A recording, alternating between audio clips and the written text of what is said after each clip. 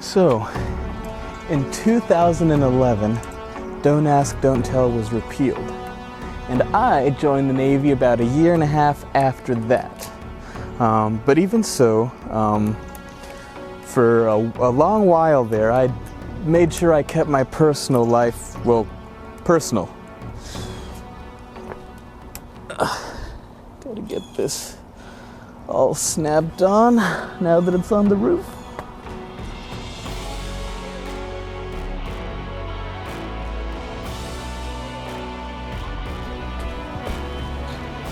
Now all that changed one day when, completely by accident, I changed all that.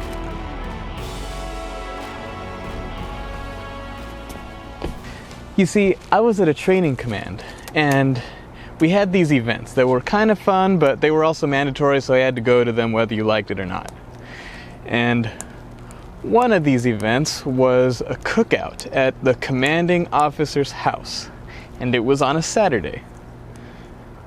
Now, before this cookout was even announced, I had already planned to spend that weekend with my boyfriend, who had already bought his plane tickets to fly across the country to spend that weekend with me. So I was really stuck. I could either go to the cookout alone, or I could go with my boyfriend. Dang it!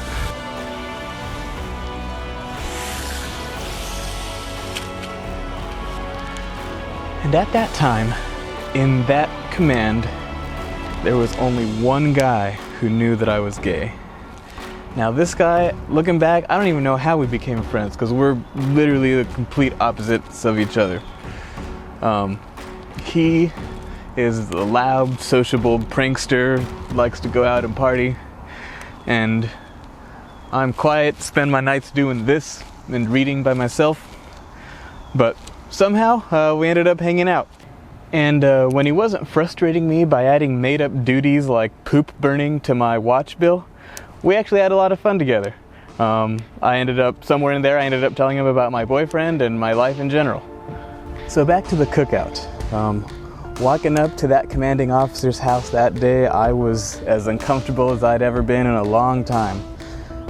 My boyfriend was there with me, and I remember the whole time I kept reminding myself that significant others were invited, that they were encouraged to come, and that there was no reason why I shouldn't be here with my boyfriend. And when me and my boyfriend finally arrived at the cookout, I think everyone else was just as uncomfortable as we were. Everyone except that one friend that I had already told. Now, his name was Shine, and this was the exact kind of situation that he thrived in. You see, no one would talk to me and my boyfriend. Like, I could tell they were kind of circling and looking at us and curious about what was going on, but they didn't have the guts to actually come talk to us and find out more. Instead, what they would do is go talk to Shine and ask him what was going on. And, being the kind of person he was, he would tell them all something completely different. He would tell some that this guy was my brother. He would tell others that he was his brother, his dad, my dad. He would say all sorts of things, and then come and report back to me and my boyfriend as to what they were all saying.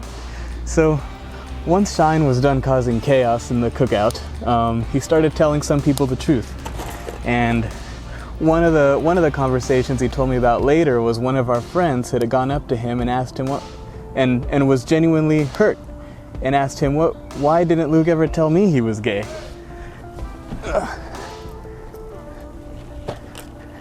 And then Shine looked at him and said, well, did you ever tell Luke you were straight? And he said, well, no. And then Shine's like, well, then how on earth are you supposed to expect him to tell you he's gay? And it felt really good to hear that happened, just because that's something I would never really tell anybody, but I do agree with it. So in the days and weeks following that cookout, I had a lot of really cool conversations with people in that command, and was able to open up a lot more. And it was all thanks to Shine, who very gleefully broke the ice for me, and really did make my experience of that command a lot better after that. And yeah, I guess at the end of the day, it feels really good to have an ally that has your back, even when everyone else doesn't know what to do. So anyway, I'm gonna stop complimenting Shine before it gets too big of an ego. As you can see, I've been building what is my very first Stengel dive. Because the more I was thinking about it recently, the more I was like, that is one of my favorite elements on a roller coaster of all time. So I'm hoping my own spin on it looks pretty cool. And if they ever build one like this in real life, it would feel cool as well.